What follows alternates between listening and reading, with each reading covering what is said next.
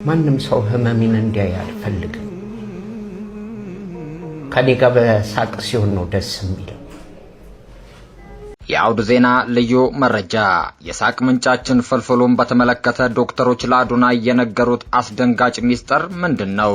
ውድ የአውድ ዜና ተከታዮቻችን ዛሬ ይዘንላችሁ የቀረብነው ዜና ልብን ይሰብራል፣ ነፍስን ያውካል፣ ተስፋን ያጨልማል። ለዓመታት በሳቁ ሲያክመን የኖረው የቤታችን ድምቀት ኮሜዲያን በረከት በቀለ ወይንም ሁላችንም የምናውቀው ፍልፍሉ ዛሬ በሞትና በህይወት መካከል ሆኖ በሰቀቀን ትግል ላይ ይገኛል። ነገር ግን አሁን የደረሰን መረጃ ከበፊቱ እጅግ የከፋና አስደንጋጭ ነገር ነው።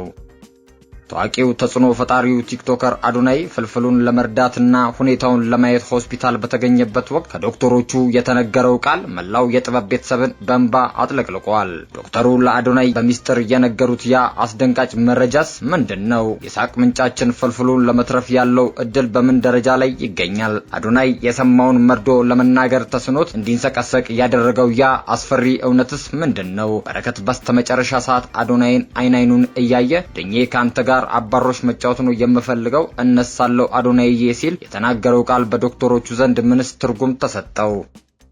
የሳቅ ምንጫችን ወደማይመለስበት ዓለም እያመራ ይሆን? ዶክተሩ በዝግጅታችን መገባደጃ ላይ የምንነግራችሁን ያንን እጅግ አሳዛኝና ተስፋ አስቆራጭ መረጃ ለአዶናይ ሲያካፍሉት መላው የኢትዮጵያ ሕዝብ ጸሎት እንዲያደርግ በለቅሶ ተማጽነዋል። ይህ ድንገተኛ ዜናስ ምንድነው? ዝርዝሩን እንዘረዝረዋለን።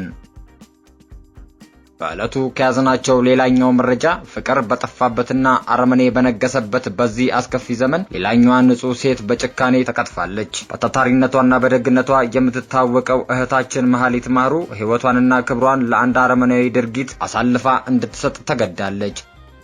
ያሳር የሞላው ጨካኝ ገዳይ ይህችን ምስኪን ነፍስ በግፍ አርዶና አሰቃይቶ ዛሬ ከሕግ ተሰውሮም ይገኛል። የወንድምህ ደም ድምጽ ከምድር ወደ እኔ ይጮሃል እንደሚለው የፈጣሪ ቃል ዛሬም የመሐሊት ደም ፍትህን ፍለጋ ወደ ሰማይ እየጮኸች ነው። ይህ አውሬ አሁንም በመካከላችን ተደብቆ ይገኛል። ይህንን አስደንጋጭ ድርጊት የፈጸመው ግለሰብ ማን ነው? አሁንስ የት ነው ያለው? ዝርዝር መረጃውን በቆይታችሁ የምናስደምጣችሁ ይሆናል።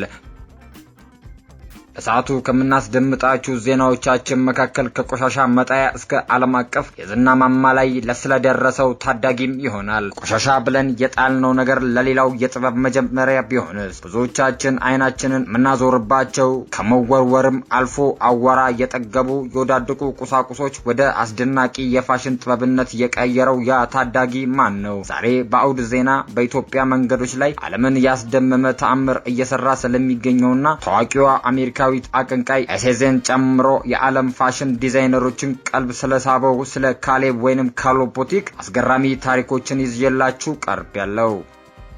ካሌብ ያለ ዘመናዊ ስፌት ማሽንና ያለ ውድ ጨርቃ ጨርቆች በዙሪያው ከሚገኙ ካርቶኖችና ፕላስቲኮች በሚሊዮን የሚቆጠሩ ተከታዮችን ያፈራበት ያ ሚስጥርስ ምንድነው? የኢትዮጵያን ስም በፈጠራው ዓለም እያስጠራ ስላለው የዚህ ታዳጊ ስኬት ዝርዝር መረጃውን ለተወሰኑ ጥቂት ደቂቃዎች አብራችሁን ስትቆዩ የምታደምጡት ይሆናል። እስከ ፍጻሜያችን ድረስ አብራችሁ ዝለቁ።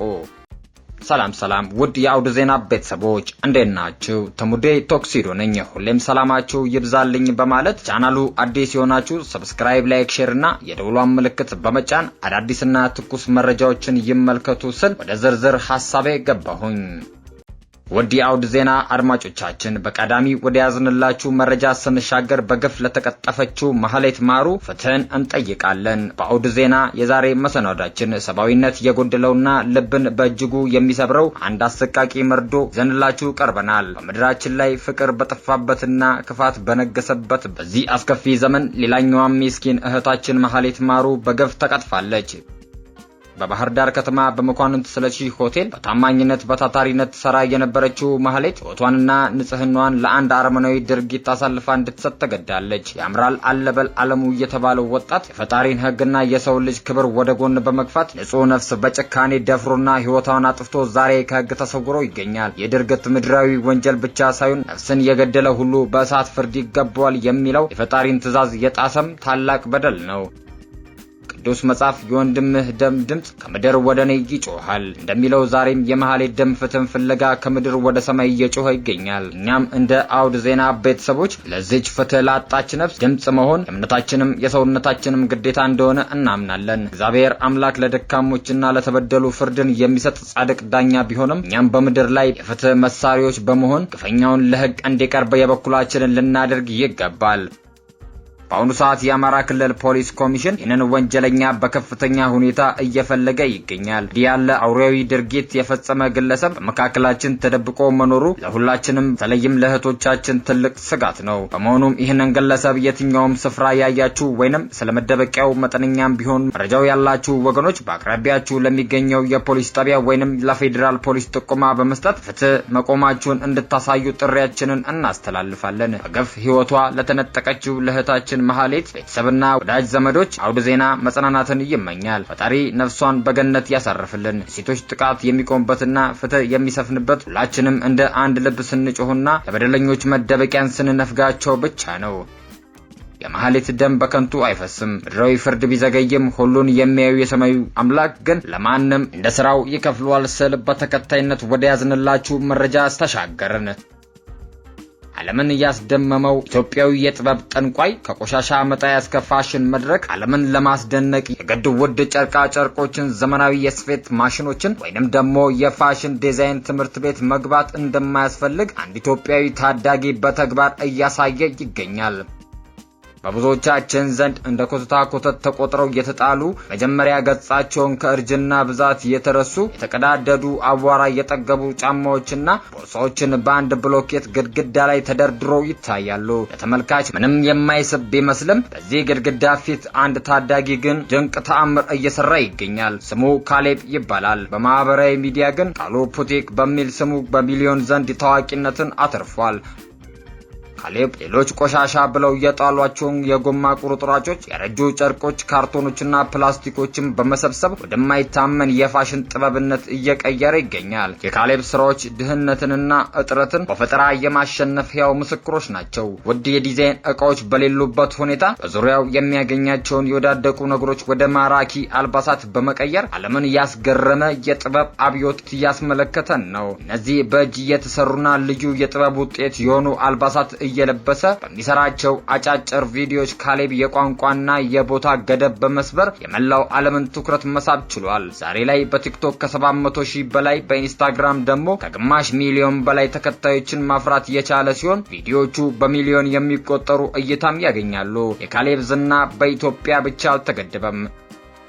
ታዋቂዋ አሜሪካዊት አቀንቃኝ ኤስዜን ጨምሮ በዓለም አቀፍ ደረጃ ስማቸው የናኙ አርቲስቶች፣ ተጽዕኖ ፈጣሪዎችና ትላልቅ ድርጅቶች ለዚህ ታዳጊ አድናቆቻቸውን እየገለጹ ይገኛሉ። የዓለም አቀፍ ሚዲያዎችም ይህንን ከማንም ተነስቶ ዓለምን እያስደነቀ ያለ ታዳጊ በሚል ሰፊ ሽፋን እየተሰጠው ይገኛል። የካሌብ ስኬት ኢትዮጵያ ውስጥ ያለውን የዲጂታል ፈጠራ አቅም ለዓለም የሚያሳይ ሲሆን ከዝና ባለፈ ሀገራችን በችሎታና በፈጠራ እንድትታወቅ ትልቅ አምባሳደር እየሆነ ነው። አሁን ላይ ከኢትዮጵያ መንገዶች አልፎ በዓለም አቀፍ መድረኮች እውቅናን እያገኘ የሚገኘው ካሌብ ወደፊት ከትላልቅ የፋሽን ኩባንያዎች ጋር አብሮ ለመስራትና የራሱን ታላቅ አሻራ በዓለም የፋሽን ታሪክ ላይ ማሳረፍ ሰፊ ተስፋ አለው ስል በቀጣይነት ወዳዘጋጀውላችሁ የሳቅ ምንጫችን ፍልፍሉ በሞትና በህይወት መካከል ሆኖ እየታገለ ነው። ዶክተሮች ለአዶናይ የነገሩት አስደንጋጭ ሚስጥርስ ምንድነው? የውድ የአውድ ዜና ተከታዮቻችን በስተመጨረሻ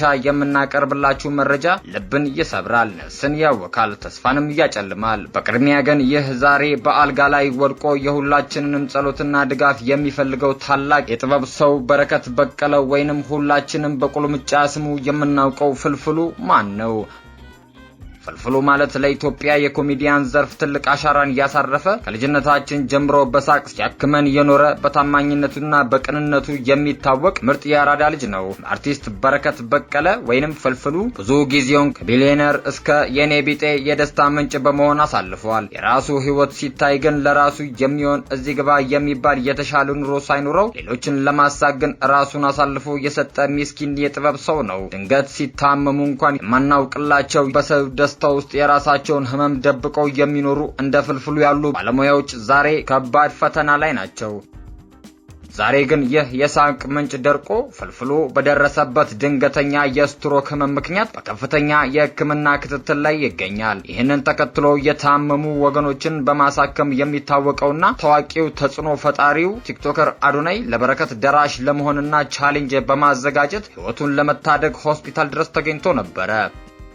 ሆኖም ግን አዶናይ ሆስፒታል በደረሰ ጊዜ ያጋጠመው ነገር እጅግ አስደንጋጭ ነበር። የሁኔታው አሳሳቢነትን የተረዱ ዶክተሮች ለአዶናይ በሚስጥር የነገሩት አንድ ነገር ተስፋ አስቆራጭ ሆኗል። እንደ ሕክምና ባለሙያዎቹ ገለጻ የደረሰበት የስትሮክ መጠን እጅግ ከባድ በመሆኑና ህመሙ በየደቂቃው ገባ ወጣ እያለበት በመቸገሩ መትረፍ እድሉ እጅግ ጠባብ ነው የሚል አስደንጋጭና አንጀት የሚበላ መርዶ ለአዶናይ አጋርተውታል። አዶናይ የሰማውን መርዶ ለመናገር ተስኖት እንዲንሰቀሰቅ ያደረገው ያ አስፈሪ እውነት ዛሬ መላውን የጥበብ ቤተሰብ በእንባ አጥለቅልቋል።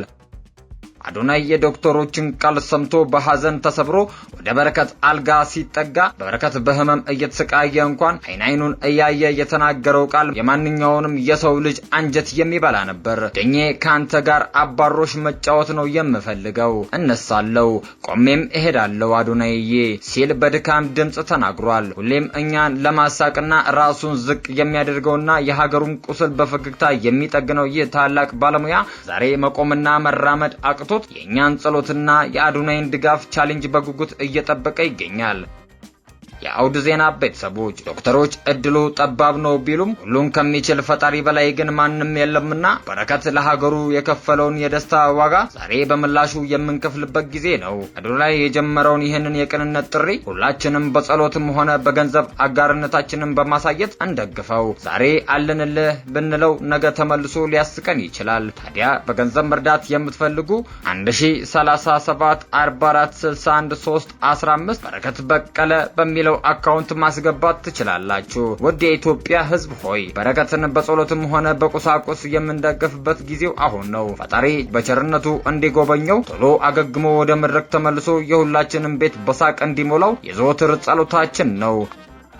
አውደ ዜናም ፈጣሪ ጨርሶ እንዲምረው መልካም ምኞቱን ይገልጻል። በቀጣይ በሌላ መረጃ እስከምንገናኝ ድረስ ሰላም ቆዩልኝ።